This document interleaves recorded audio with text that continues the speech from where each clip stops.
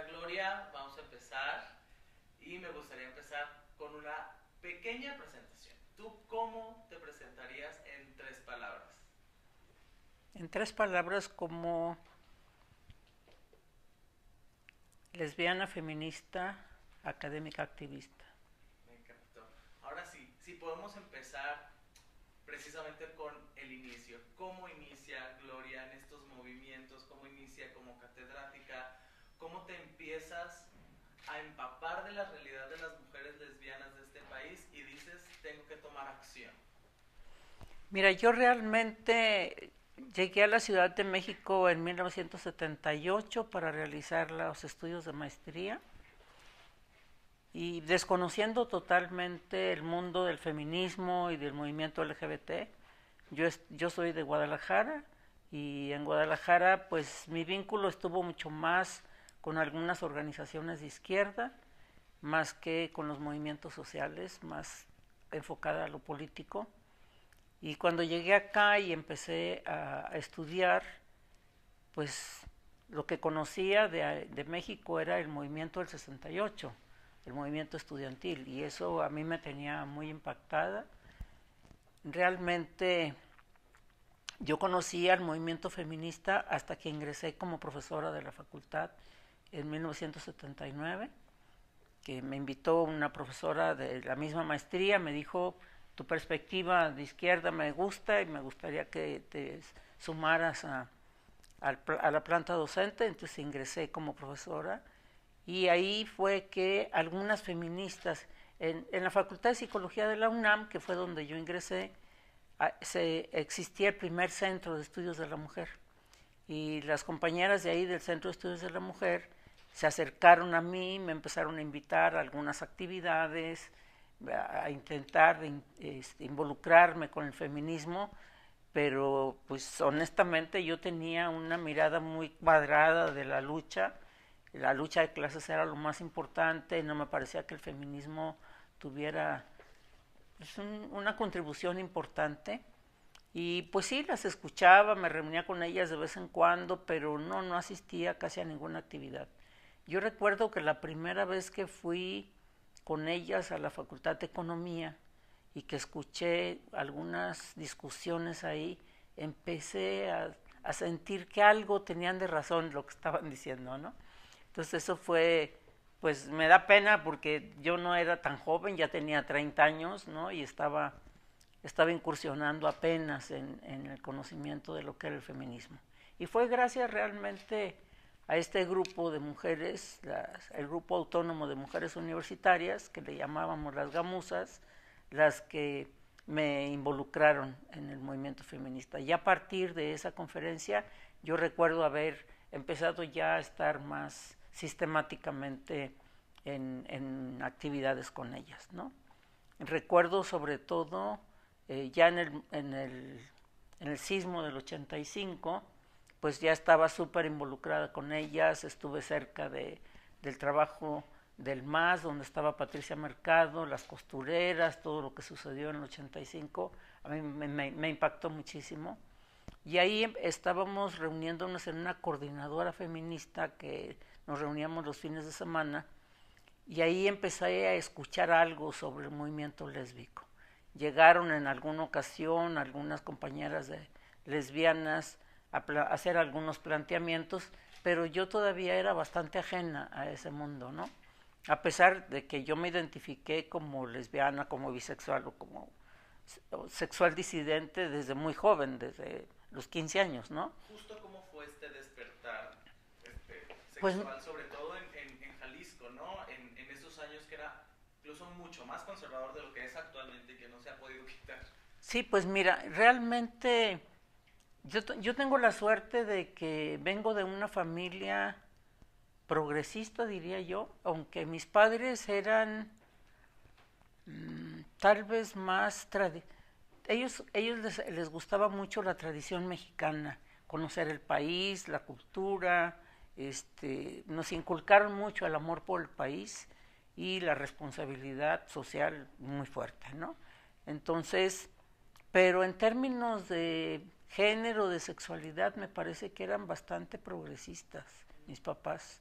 a pesar de la edad. Yo soy la sexta de 7 hijos, aunque sobrevivimos 6, pero yo soy la penúltima y sin embargo, pues mis papás eran, pues no eran represivos en ese sentido, ¿no?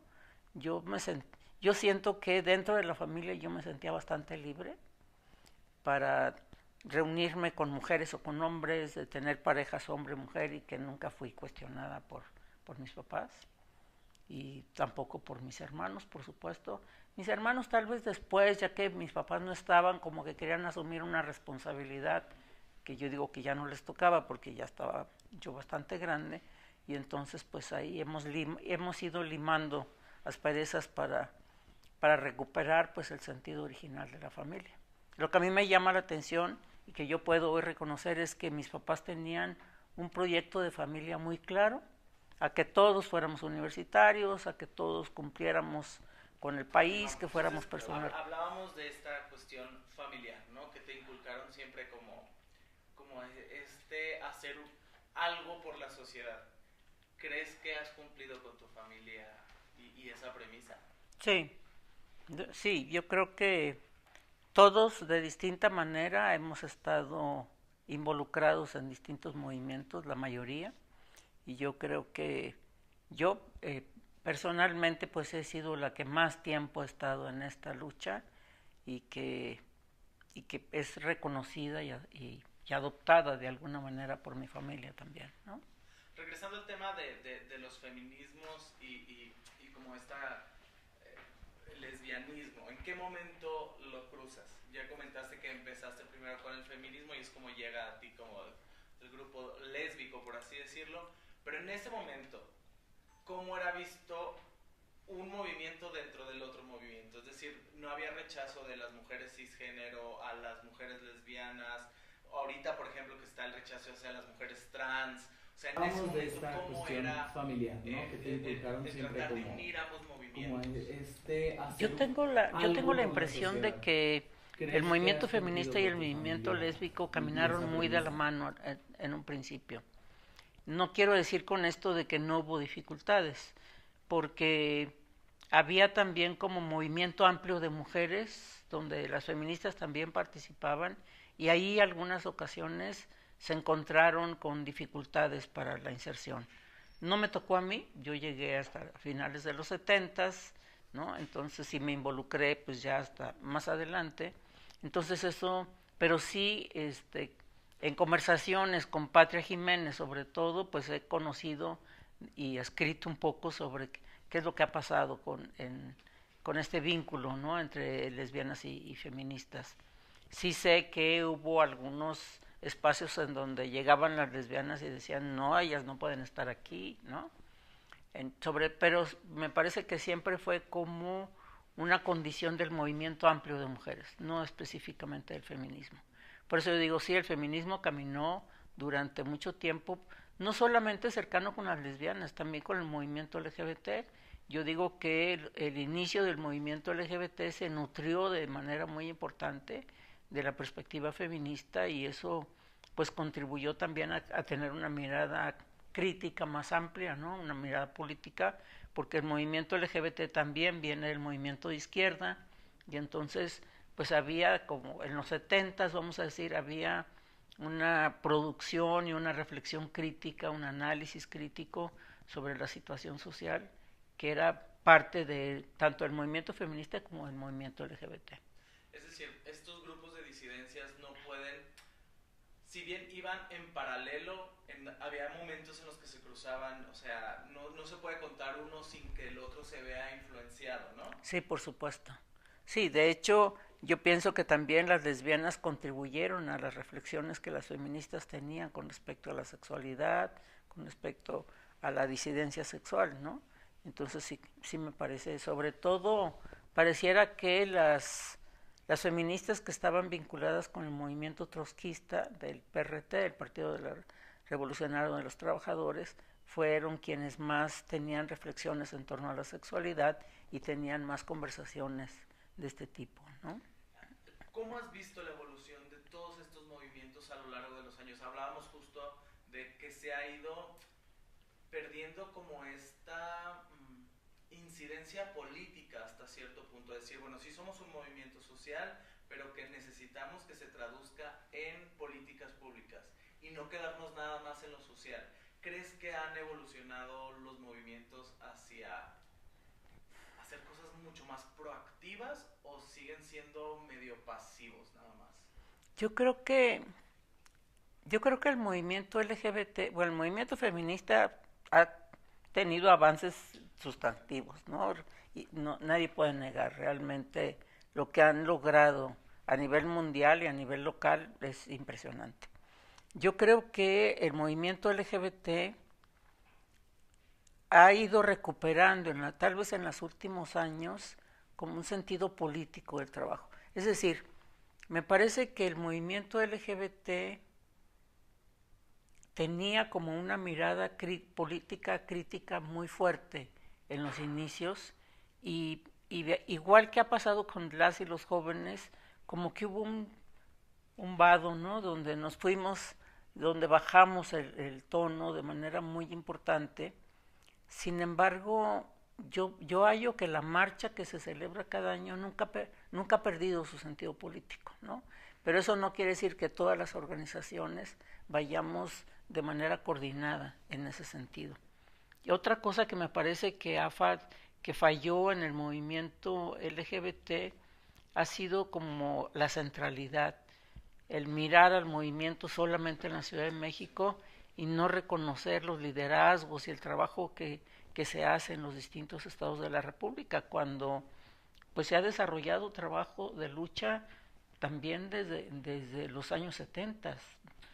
Yo recuerdo la primera vez que yo incursioné en el área internacional del movimiento LGBT, yo me encontré a los activistas de Guadalajara que ya tenían tiempo en ese espacio, ¿no? Entonces, igual que los de Tijuana, que ya estaban con trabajo muy interesante.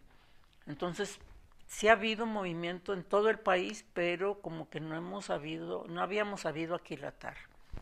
Fue precisamente hace como 7 años que se formó la coalición LGBT y creo que ahí hubo como este ánimo de recuperar esa mirada nacional, de articularnos.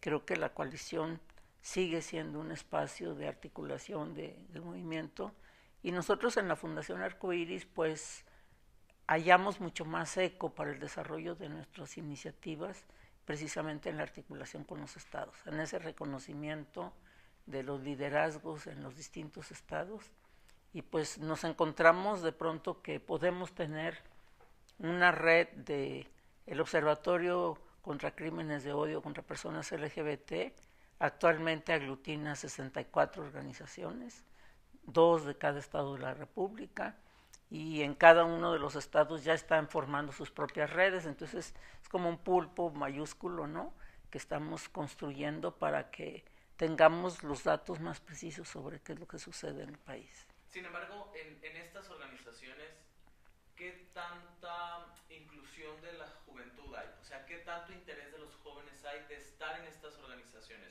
Porque pareciera, nuevamente, que son los históricos los que están tratando de hacer una memoria de lo que ocurre en el país y las juventudes están disfrutando de los beneficios de su lucha, pero no la están sabiendo hacerla suya para que permanezca. Parece que todo se dio por generación espontánea.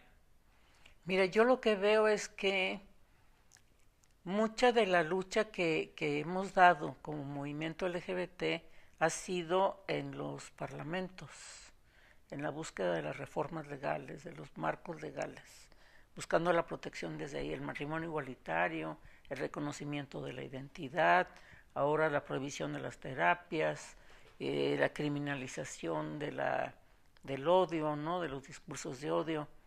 Pero me parece que no podemos seguir solamente por ahí, porque las reformas legales sí son un instrumento muy importante, como los acuerdos internacionales, pero si eso no se traduce en acciones de gobierno, pues son como letra muerta.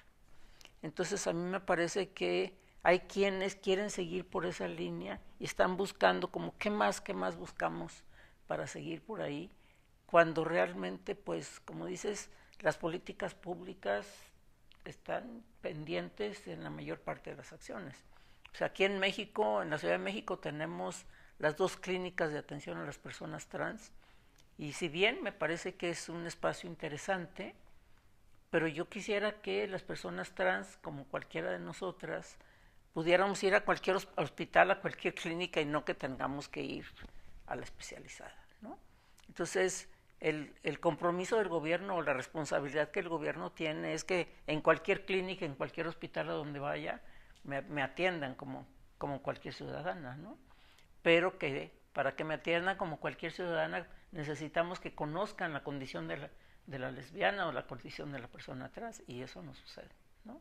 Entonces yo creo que la conquista de espacios especiales, de espacios propios, no es la vía, yo diría, ¿no? Porque no vamos a tener nunca van a ser suficientes para la población que tenemos. Por otro lado, yo creo que uno de los desafíos que nosotros tenemos pendientes, y mira, ya trabajándolo desde 2012 por ahí, con el CONAPRED, para que el sistema estadístico, el INEGI, el sistema estadístico de nuestro país, contempla la orientación sexual e identidad de género en sus investigaciones, ¿no? Porque ellos hicieron una encuesta piloto en 2020, y entonces pareciera como lista de supermercado, ya lo hicimos, ¿no? Y entonces sí, pero es una encuesta piloto. Ni siquiera es una encuesta nacional, es una encuesta piloto, ¿no? Y eso pues no me garantiza que nos va a contemplar en todos los ámbitos en donde el INEGI está metido. Entonces yo creo que no podemos aceptar que esa encuesta piloto ya nos refleja, porque no está dando precisamente las necesidades, no está reflejando las necesidades que la población LGBT tiene en todos los ámbitos para que se desarrollen las políticas públicas. Y porque esa es la instancia nacional de estadística. Nosotras, las organizaciones, podemos elaborar diagnósticos, lo hemos hecho con la CEAP, podemos elaborar encuestas, pero nunca van a ser lo suficientes porque no tenemos los recursos o los alcances que tiene una institución como el INEGI, ¿no? Y llegará algún momento en el que sepamos realmente, aterrizadamente, cuántos somos, dónde estamos, qué necesidades tenemos, sobre todo porque el tema cultural va a hacer que muchos no den la respuesta a sabiendas de que sean LGBTs, si siguen en el closet no lo van a hacer. Por una parte es eso, ¿no? Yo creo que efectivamente habrá, pero cada vez es menos, afortunadamente, ¿no? Afortunadamente. Entonces yo creo que las personas LGBT, creo que cada vez estamos más claros de la necesidad de reconocernos. Es decir, yo miro en las redes sociales, que hay muchos grupos ahora donde estamos, pues que la gente no necesariamente es activista, pero tiene una claridad y orgullo con quién es, ¿no? Entonces, eso me da ánimos de pensar que un censo o una encuesta daría datos aproximados muy fehacientes, muy cercanos a la realidad. Y en ese sentido, yo creo que además, bueno, pues siempre uno puede variar. Yo hoy puedo decir que soy bisexual, mañana puedo decir que soy lesbiana, porque dependiendo también de en dónde te colocas para la lucha, ¿no? Para la defensa. Es decir, sabemos que las categorías con las que organizamos a la población no son cerradas, no son fijas, y esas pueden variar con el tiempo siempre, ¿no? Entonces, lo importante es que se investigue. Y yo digo, pues nosotros las respuestas que hemos tenido con las investigaciones que hemos realizado en Fundación Arcoíris, a mí me llama la atención porque muchísima gente está dispuesta a contestar, ¿no? Quiero decir, voluntariamente, poniendo las encuestas en las redes sociales, pero también contratando gente para que vaya y busque a las personas que menos responden, como serían las personas privadas de libertad o pues personas que no tienen acceso al internet. Entonces tienes que contratar gente que vaya a lugares donde hay menos esas posibilidades para que realmente tengamos un perfil lo más cercano a la realidad. Y me parece que lo que hemos hecho pues ha tenido éxito, porque una de las preocupaciones que la Fundación Arcoiris tiene siempre es el balance. Es decir, si tú lanzas una encuesta por redes sociales, vas a tener un pico muy alto de respuestas de hombres gays y de los otros va bajando, ¿no? Entonces nuestra responsabilidad es precisamente ver de qué manera hacemos un balance entre las identidades, que podamos tener más o menos una idea más clara de quiénes somos. Y a lo largo de estos años, mi querida Gloria, que se ha justo hecho un caleidoscopio de todas las disidencias. En aquel momento cuando ustedes empezaron los movimientos o cuando empezaban estos movimientos, pues nada más había lesbiana, gay y estaban como mucho más segmentados. ¿Cómo ven ahorita tanta diversidad dentro de la misma diversidad? ¿Creen que es gracias precisamente a los movimientos, o sea, que empezaron ustedes? Yo creo que es más como una necesidad que se ha ido gestando. Yo la verdad es que no tengo respuesta para eso, porque yo miro que sobre todo hoy día las personas jóvenes tienen una necesidad de nombrarse que antes nosotras no teníamos, ¿no? Antes había como un paraguas en donde cabíamos todos, o sea, ser lesbiana no importaba si eras femo o no, si eras trailera o no, sino como que realmente era ser lesbiana. Hoy hasta la palabra lesbiana ahora son lenchas, o sea, ya no entiendo nada, ¿no?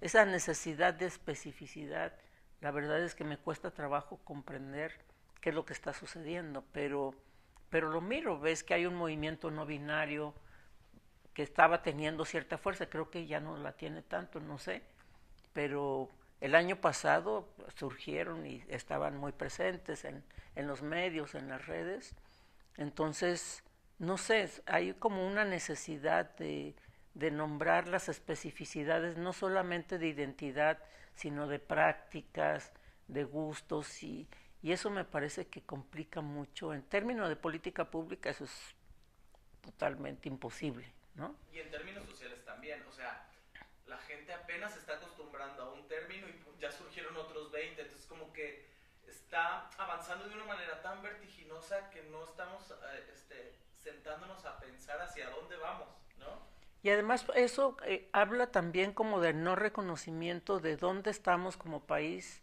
en educación sexual, por ejemplo, ¿no?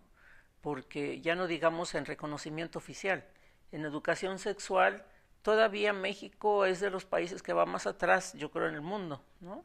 En América Latina somos de los más retrasados, incluyendo, tomando en cuenta incluso América Central, pero en aquí nos ha costado mucho trabajo salir de la educación sexual reproductiva, digo yo, porque lo único que se enseña, o que primordialmente se enseña, es evitar los embarazos y las infecciones de transmisión sexual.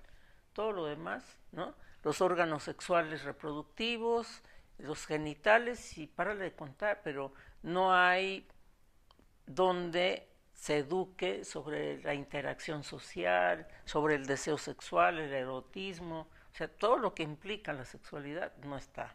Incluso el sexo por placer, o sea, sigue siendo como muy hacia la reproducción, ¿no? Sí, o sea, realmente es impresionante que en México todavía el concepto de que el fin de la sexualidad y la reproducción está presente, ¿no? Y lo ves no solamente en los lineamientos oficiales, sino en la forma de pensar de la mayoría de la gente, ¿no? Incluso en el lenguaje, por ejemplo, entre dos hombres gays también se utilizan términos que están medio fuertes como preñar o sea, que sigue siendo parte del argot imagínate, sexual, ¿no? Sí, ¿no? Es impresionante el que utilicemos esos términos y que todavía cause conmoción social, vamos a decir, la sexualidad no reproductiva, ¿no? Porque todavía hay como una sanción a las y los jóvenes, a a las trabajadoras sexuales, por supuesto a nosotros, lesbianas y homosexuales. Entonces hay todavía ahí evidencia de que no logramos avanzar en ese campo, ¿no? Y que las fuerzas conservadoras ahí sí que tienen un dique muy fuerte para que no se amplíe la educación sexual. O sea, estas frases de los grupos conservadores de con mis hijos no te metas, tiene que ver precisamente con evitar que las criaturas reciban educación sexual temprana, cuando realmente pues eso contribuiría de una manera muy importante que redujéramos los índices de abuso sexual infantil que tenemos en México, que también ahí somos de los países con cifras muy altas, ¿no? Nos sigue costando todavía. Y como docente, mi querida Gloria, ¿cómo has visto la evolución de la misma docencia en cuanto a la inclusión? Mira, yo podría hablarte de la UNAM. En la UNAM ha habido un movimiento muy fuerte en los últimos años, yo diría en los últimos 5 años, en favor de la equidad de género. Como sabes, bueno, yo fui de las académicas que promovimos la construcción del Programa Universitario de Estudios de Género. Yo trabajé 12 años ahí como secretaria académica y realmente pues lo que se pretendía en aquel entonces era ampliar que la perspectiva de género estuviera en la producción académica de todas las facultades. Hoy día el programa de igualdad de género que tiene la UNAM lo que busca es la igualdad entre hombres y mujeres y el reconocimiento de la diversidad de género. Entonces eso me parece que es una iniciativa muy interesante, que está teniendo efecto, que está llevando a que en todas las facultades haya materias de género que antes no había. Y por otro lado, pues que hay iniciativas particulares. En la Facultad de Psicología realmente a partir de la pandemia ha habido un impacto muy fuerte de crear distintas instancias que están ocupadas de eso, ¿no? Yo desafortunadamente puedo decir que cuando yo empecé, yo fui compañera de Luis González de Alba en aquella época, los dos estábamos en la Facultad de Psicología y éramos claramente la lesbiana y el gay de la facultad, ¿no? Y entonces, pues sí había, vamos a decir, como cierta recriminación a nuestra orientación sexual. No directa, la gente no te decía cosas directamente, pero sí que chismearan con los estudiantes, que les previnieran de tener clase con nosotros, ¿no? Yo sí me enteré directamente por estudiantes que decían, ay, la clase tan interesante, y a mí me habían dicho que no entrara porque usted es lesbiana, ¿no? Entonces, sí había eso. Yo espero que eso ya haya desaparecido, supongo, ¿no? Y yo hallo que realmente en la facultad, pues que hay respeto a mi persona, a mi trayectoria, hay admiración por el trabajo que estoy haciendo a nivel nacional e internacional. Entonces, pues eso marca claramente que hay un cambio, ¿no? No podría yo decir que en todo el personal, pero sí es evidente. Yo miro pues las expresiones afectivas o afectuosas entre estudiantes en la facultad, y yo me imagino que sucede a lo largo de la UNAM, ¿no? Habría que ver qué está pasando en otras universidades, si realmente esta apertura que estamos logrando en la UNAM se está dando en las otras universidades o qué es lo que está sucediendo. Eso sería un tema muy interesante para trabajar. Hay que trabajarlo. Y hablando de reconocimiento, ¿sientes que te lo preguntaba incluso antes, sientes que se te ha reconocido a nivel nacional todo lo que has hecho por la población LGBT? Yo creo que mucha gente lo reconoce en las redes sociales. Ayer en el metro me encontré una persona que me paró y me dijo, ¿no? Entonces me llamó la atención eso. Yo creo que siempre hay pugnas entre lesbianas y gays dentro del movimiento, ¿no? Que para algunos gays a lo mejor no es fácil reconocer que algunas lesbianas logramos pues escalar ciertas posiciones, cierto prestigio, pero en general yo hallo que las personas con las que trabajamos, con quienes nos reunimos, pues sí, son sensibles a a nuestras aportaciones. A veces no a las críticas, a la gente no siempre le gustan los señalamientos que uno hace, pero pues tiene que ver como parte del proceso, ¿no?, de construcción política que estamos haciendo. Yo creo que he tenido más reconocimiento a nivel internacional, ¿no?, que nacional. Los premios que he recibido son internacionales, aquí he recibido de la Ciudad de México, ¿no?, pero creo que más vinculado al trabajo feminista que al trabajo lesbiano. Y es que también en México suele haber una cosa, que casi todos los reconocimientos son póstumos, ¿no? O sea, como que el mexicano no tiende a reconocer la trayectoria de la persona en vida, ¿no? Pero mira, tenemos tanto los parlamentos, bueno, el Senado y el Congreso de la Ciudad ofrece reconocimientos, también pues tenemos el Premio Nacional de Derechos Humanos, las comisiones de derechos humanos también otorgan premios, entonces sí, yo creo que sí hay, pero no es tan generalizado. En el movimiento LGBT yo he visto que últimamente ha habido reconocimientos en términos de las revistas que te ponen en la portada, que hacen listas, ¿no?, de personas destacadas. Eso me parece que está bien, ¿no? Pero me refiero a algo más social, o sea, a que dentro de los movimientos, dentro de las marchas se reconozcan estos nombres, se mencionen estos nombres, o sea, a las personas que están ocupando estos espacios, que ustedes lucharon y que lograron, y que no están ocupando ustedes, pero que están ocupando nosotros, no hay como reconocimiento a toda esta labor. O sea, como que la persona se asume como la primera como si haya sido el resultado de su trabajo y no del trabajo de muchísima gente que está atrás. Uh-huh. Sí, yo creo que ese es un error cuando nombramos la primera iniciativa, cuando pues ya el movimiento tiene 40, casi 50 años, pues ya no podríamos estar hablando de lo primero, ¿no? Pero yo ahorita que hablabas pensaba, pues hay un grupo que se llaman los históricos, pero todos son hombres, ¿no? Y que sí, pues se defienden como tales, ¿no? Pero no hay las históricas, curiosamente. ¿Y por qué no están las históricas?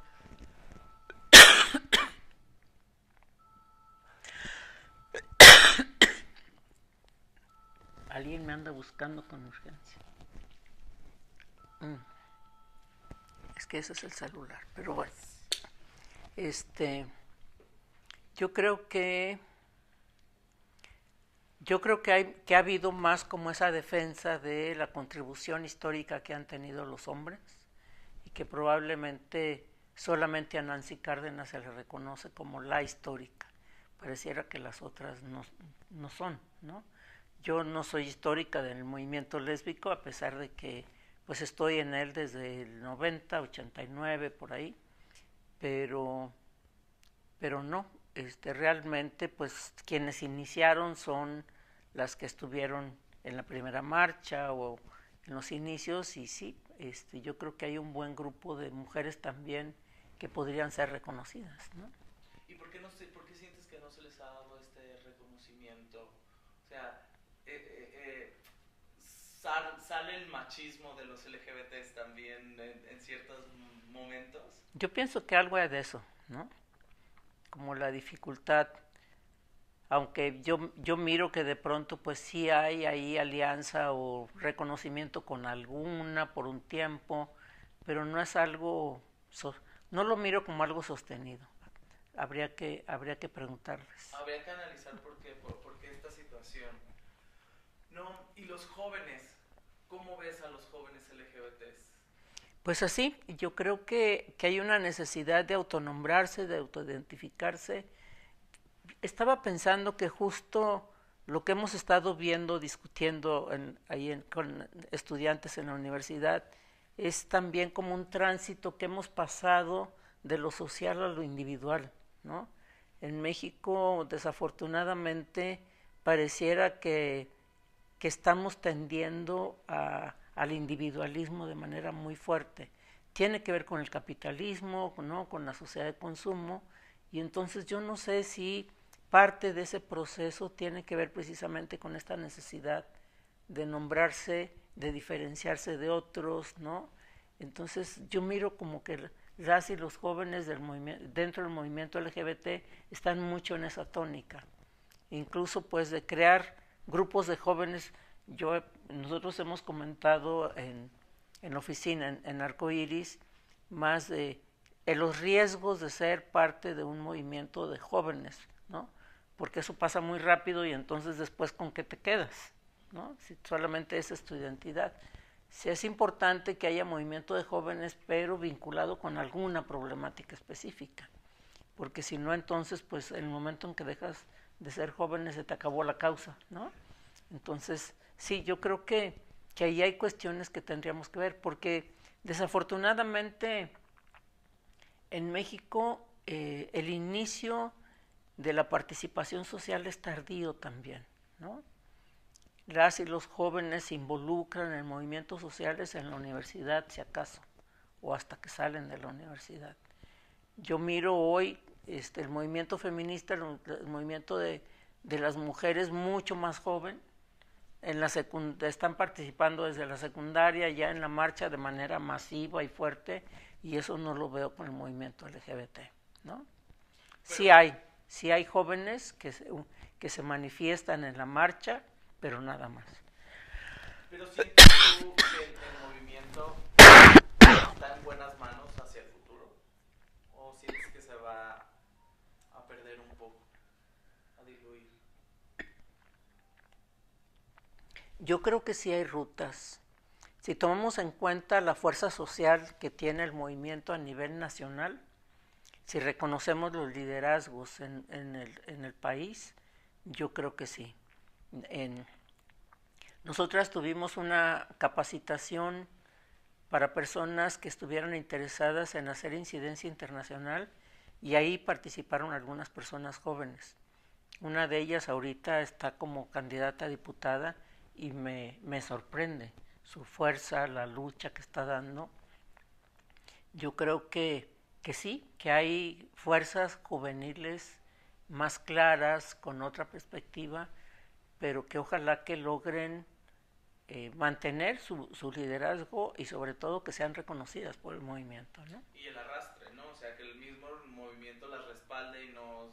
Claro, que les cobije, porque esa es otra cosa con lo que estás diciendo. Me parece que hoy día, bueno, ya desde 2015 tenemos las cuotas para participación política para las personas LGBT, pero me parece que no ha habido una cobertura de parte del movimiento a estas personas que llegan, ¿no?, a esos espacios. Ni tampoco de las personas que llegan hacia el movimiento, es decir, como que hay una cierta ruptura de que sí te reconocemos como que fuiste parte del movimiento, pero como ya eres político, entonces ya no eres parte de la sociedad, ya eres parte de la política, entonces como que hay un quiebre ahí medio raro, ¿no? Sí, aunque hay que también ver que no todas las personas que están llegando son parte del movimiento, y ese es un problema, ¿no? O no están representando bien al movimiento, ese es otro problema. No, porque si no traen la trayectoria de defensa de los derechos LGBT, pues realmente tienen otra perspectiva en el momento en que llegan, ¿no? Ellos traen su propia agenda o empiezan a construir una agenda LGBT, pero pues va a costar. Sobre todo en una Cámara de Diputados que duran 3 años, pues es muy corto el tiempo para realmente entrenarse, vamos a decir, ¿no?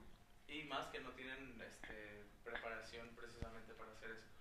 Te preguntaba también, mi querida Gloria, ¿cuál es la imagen que hay al exterior de México en temas de derechos humanos? Tú que has estado como en todas estas organizaciones o en todas estas plataformas, ¿qué es lo que te dicen de México?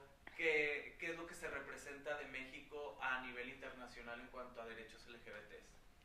Yo creo que México tiene una muy buena imagen de un gobierno, de un país que protege los derechos LGBT.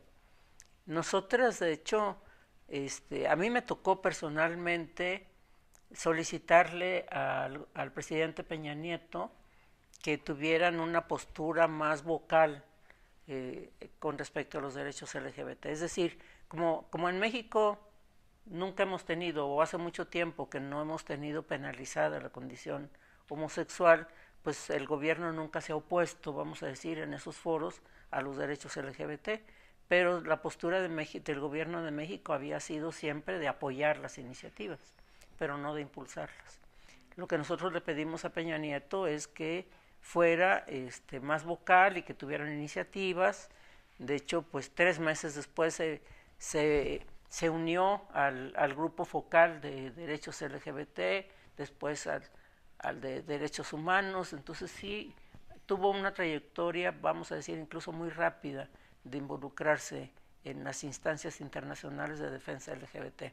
Tanto que hoy tenemos la copresidencia de la Coalición por los Derechos Iguales para las personas LGBT. Entonces, sí, realmente México en eso está súper avanzado. Ojalá que el trabajo que hace la Cancillería, es decir, la Secretaría de Relaciones Exteriores, se reflejara más en las acciones y en las políticas que el gobierno tiene en la Ciudad de México.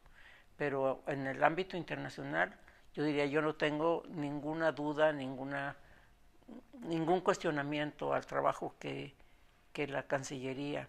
Las personas de Relaciones Exteriores son expertas en estos temas y tienen mucha claridad con respecto a la importancia que tiene el impulsar los derechos de las personas LGBT. Pero sí necesitamos que las otras secretarías acompañen ese proceso. Y hacia el interior, tú que conoces la realidad del interior de México, ¿cómo la expones al exterior? Pues de manera crítica. Nosotras elaboramos junto con las organizaciones de la Red de Migrantes y del Observatorio de Crímenes de Odio, elaboramos un informe sobre la situación de derechos LGBT en México, ahora que México tuvo que presentarse para su examen de derechos humanos en el Consejo de Derechos Humanos de la ONU en enero, y pues ahí dijimos todo lo que estaba pasando, ¿no? Las desapariciones, el maltrato a migrantes, todo lo que sucede, y realmente pues México recibió 7 recomendaciones para que proteja los derechos de las personas LGBT. Ya en 2018 habíamos conseguido 5 recomendaciones, ahora conseguimos 7 más, entonces pues ahí tenemos un instrumento muy útil para presionar a nuestro gobierno para que dé pasos a la protección de los derechos LGBT. ¿Y qué tanto se presiona el gobierno con estas recomendaciones? Porque pues, son llamados a misa, ¿no? No necesariamente. El cumplimiento de las recomendaciones para los gobiernos influye en las posibilidades que tienen para... Son más cuestiones diplomáticas, pero también afectan las cuestiones económicas y políticas con los otros países, ¿no? Es decir, el que un gobierno no tenga una buena protección de los derechos humanos, sí le colocan una condición, vamos a decir, de vulnerabilidad moral para acuerdos internacionales o para relaciones que otros países quieran tener con nuestro gobierno. En ese sentido, pues sí son instrumentos útiles. Y yo creo que también pues depende de quién es el gobierno que llegue, ¿no? Pero si tenemos un gobierno que tenga un poco de sensibilidad sobre esos temas, yo creo que ahí tenemos un espejo muy importante que podemos utilizar. ¿Y crees que en este proceso electoral en el que estamos, crees que alguna de los perfiles que podrían llegar tiene esta sensibilidad? No necesariamente las presidencias tienen esos perfiles. Habría que ver, ¿no? Los candidatos a la presidencia, no tengo claridad con respecto a la postura. Si bien han mencionado 2 de ellos alguna relación con los derechos LGBT, pero me parece que lo que importa es que nosotros como organizaciones analicemos críticamente al gabinete y que veamos por dónde podemos entrar. Por eso es que nosotras, a pesar de que este gobierno que tenemos ahorita no ha tenido interés en los derechos LGBT, en apoyar los derechos LGBT, sí hemos logrado tener una buena relación, mantener la buena relación con la Cancillería y mantener la buena relación con la Fiscalía General de la República. Entonces esos son los dos espacios que ya teníamos y que pudimos mantener a lo largo de estos 6 años. Sin embargo, no ha habido a ninguno de los 3 candidatos a la presidencia, las 2 candidatas y el candidato ha enseñado una agenda en pro de derechos humanos. O sea, al menos no en lo que va de las campañas, que ya están... No abiertamente, pero sí, sí han manifestado, por lo menos una de las candidatas y el candidato sí han manifestado interés en esta población. Y cercanía, ¿no? Sí, sí. La foto pero, sí se la han tomado. Pero no una propuesta concreta todavía no. En cuanto al Observatorio de Crímenes de Odio, ¿qué tan cruda es la realidad de los crímenes de odio en el país? Pues mira, desafortunadamente nosotros vimos al final del año pasado y al principio de un incremento así, pero como espuma, que nos asustó, ¿no? Ahorita ya la cosa está más tranquila, pero sí, las cifras siguen creciendo, desafortunadamente, y el observatorio no solamente registra asesinatos, estamos registrando asesinatos, desapariciones, suicidios y amenazas a la vida. Entonces, pues eso hace también que la situación esté cada vez más crítica para la población LGBT. ¿Cómo está este panorama? O sea, no sé si tengas los datos, no, pero sí, por ejemplo, ¿en qué estado se está más violento en este momento? O sea, ¿cuál es como el clima, pues? Bueno, lo que nosotros hemos visto es el incremento en Baja California, ¿no? Sobre todo en la parte norte, en Baja California Norte, Veracruz, que siempre ha sido un estado que tiene datos altos, ¿no? Jalisco, donde las desapariciones han estado a la orden del día, en general podríamos decir Chihuahua, Sonora aparecen también como estados complicados en este ámbito, ¿no? Entonces sí me parece que no está distribuido en todo el país, pero pues para 2022 teníamos alrededor de 80 casos, y yo creo que para el 2023, que todavía, en 2023 hemos tenido muchos problemas con los datos porque tuvimos un hackeo de la página, pero ya la recuperamos y justo estamos actualizando los datos, que nos ha costado mucho trabajo, ¿no? Pero pues desafortunadamente creo que va a ser muy similar, si no es que peor que la anterior. Ya para ir cerrando, mi querida Gloria, ¿cuál crees que sería el México ideal para una persona LGBT? Yo creo que el ideal sería lo que mencioné hace rato, que sería formar parte de las estadísticas nacionales. Ese es un punto crucial, ¿no? Porque el estar en las políticas nacionales es como abrir el panorama formalmente a la necesidad de elaboración de política pública. Mientras no estemos en las estadísticas, vamos a depender de la buena voluntad y la negociación que logremos con algún funcionario o funcionaria. Pero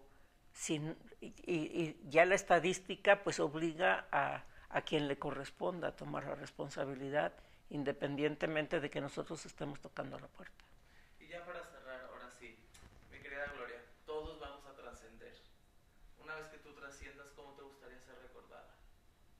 Como una luchadora social, como una defensora de derechos. Muchísimas gracias. Gracias a ti, un placer.